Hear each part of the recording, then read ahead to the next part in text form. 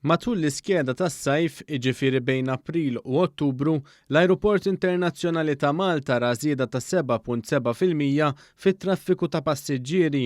Dan filwaqt li l-ajruport laqa' aktar minn 6,300,000 passiġġier bejn Jannar u x-xahar li għadda. Din hija żieda ta' 6.7% meta mqabbel mal-istess xhur is-sena li għaddiet. Din l-istatistika tindika li l-probabilità hija li l-ajruport jagħlaq din is-sena b'rekord ta' traffiku hekk kif mistenni jlaħħaq is-7 miljun passiġġier.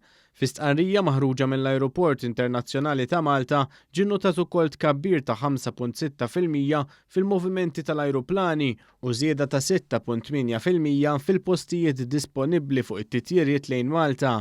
Ix-xahar ta' Ottubru li ġaf fit-tmiem l-istaġun tas-sajf għall-iskera tal-ajru irreġistrat tkabbir ta' 8.8% biex bekk għall-ewwel darba qabeż is-700,000 moviment tal-passiġġieri.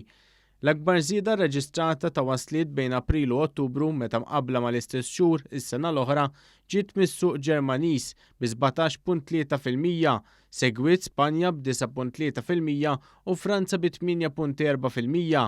Dan fil-waqt li t-turisti mill-Italja